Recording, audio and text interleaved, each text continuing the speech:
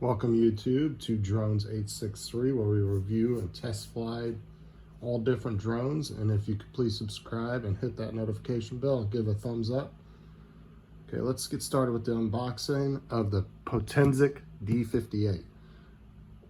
Now this drone is very similar to the Holystone HS120D, which are very good starter drones. Not too expensive, around 160, 200, depending on time of pricing. They kind of fluctuate back and forth. I will leave a description down in the or a link down in the description for both drones if you'd like to check them out. Amazon's always doing coupons on them and stuff. So let's get started with this unboxing. Now I do have to warn you, I have flown this before I bought it, or after I bought it. I did fly it, but I put everything back in the box so we could do a proper unboxing for you. Okay, so we're going to start off with what's over here. Now you do get a bag, and it's got extra propellers, extra propeller caps, and then it also has a charger. It comes with a charger and a small little screwdriver for working on the drone. Okay, let's put that aside. And then you also get a manual, which I do recommend that you do read. It's very important that you do read it. And there is a QR code in here for the app that you need to download. Very easy, the app works great.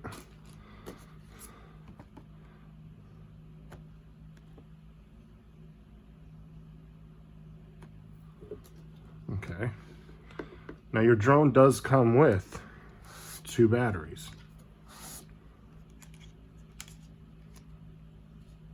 These are 1000 milliamp batteries, very good. It says that you get about 16 to 18 minutes of flight time.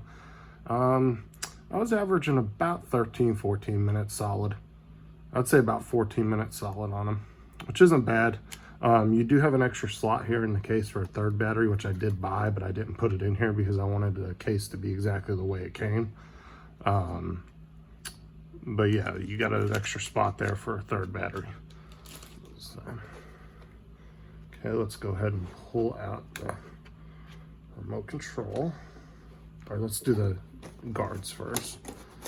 And then back there in that little slot there, you got 4 propeller guards, which I don't leave off. I don't take them off. I kind of just don't put my drone back in the case. What I do is I set it up on top of the case so I don't have to take these off every time. Granted, you don't really need them because they're not super protective. I mean, they're kind of flimsy, but they're all right. They do the job. Okay, let's get into these.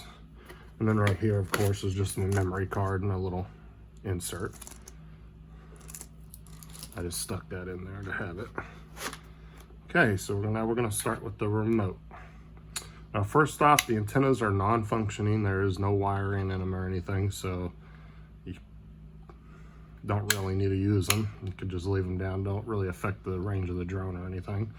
It does take 4 AA batteries. And then you have a high and low setting. It's 1 beep for the low speed, 2 beeps for the 2nd speed, and 3 beeps for the high speed.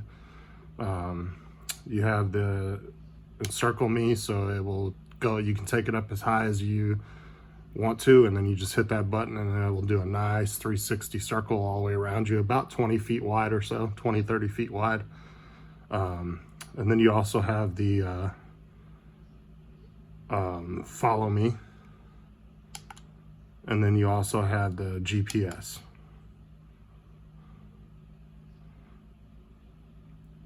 Power. And then this right here is a this button here with the little A and the down arrow. That button there is for if you take off and maybe you lose control, or you just want the drone to come back, you can hold that down and then the drone will slowly come back and land exactly where it was at. Now up here on the top of the controller, you have your video and your picture button. And they are functioning. I know some drones, they will come with these buttons and they won't work, but these are functioning buttons. They work just fine. And then this here is to move your camera up and down, which is pretty cool. The camera's on a little It does tilt up and down. It does not go side to side. It's on a little server that takes it up and down, which is pretty cool. Or servo, sorry. And then of course you got your up, your down, and then that will do your yaw to turn you back and forth. And that will go sideways, sideways, and then up. Yeah. Okay. So that's pretty much it on the controller. Now there is a slot for your phone to go into, which I don't really like. This is the only complaint I really have about this drone, is that this is not really deep enough to hold the newer, thick, big phones like the iPhone XR like I have. So, I mean, I have a neck holder for my phone that I use, so I don't really use this. I mean, you can kind of extend it out if you want another extra handle, but it's really not that comfortable, so. It does work with the bigger phones if you take your case off, but they didn't really design it in the sense of realizing that people these days have cases on their phones. Most people don't walk around with a phone without a case. So I don't know why they continue to design products like this for phones without cases. But other than that, the drone itself I like. Like I said, that's really my only complaint about the drone. And I will leave a link at the top of the screen at the end of the video so you can kind of see a little bit of the test flight. But unfortunately, it's been kind of stormy here in Florida for the past week or so, so it's been really choppy. But the drone seems to handle a pretty decent wind. I mean, I got the wind up to, the wind was ranging between 6 to 10 miles an hour, and the little thing held up there, so not too bad. But I wanted to try to get some drone footage so I could post it to YouTube for you guys. All right, so let's go ahead and pull this out. Now my blades do have a few scratches on it because I did wreck it one time into the garage door because I hit the I accidentally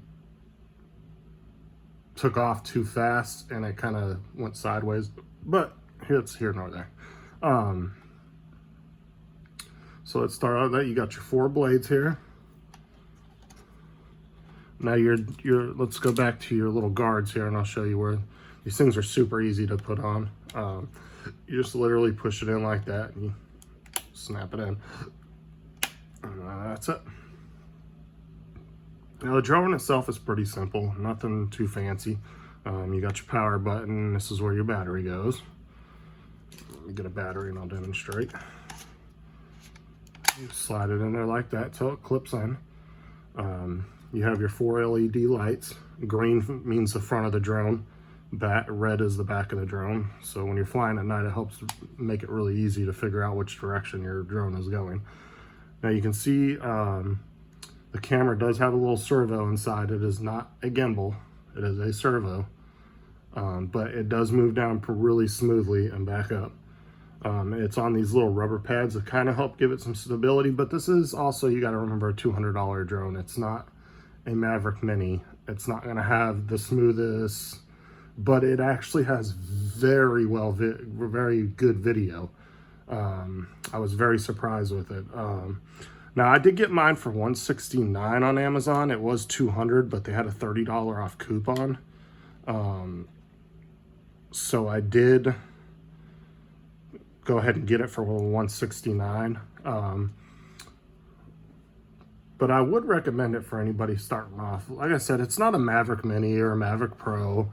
I know some of these guys out here will give you grief, the ones that have a $1,000 drone and they want to try to down your little $200 drone, but just for flying around your neighborhood or just taking it with you somewhere and getting a nice shot of something, it does a really good job.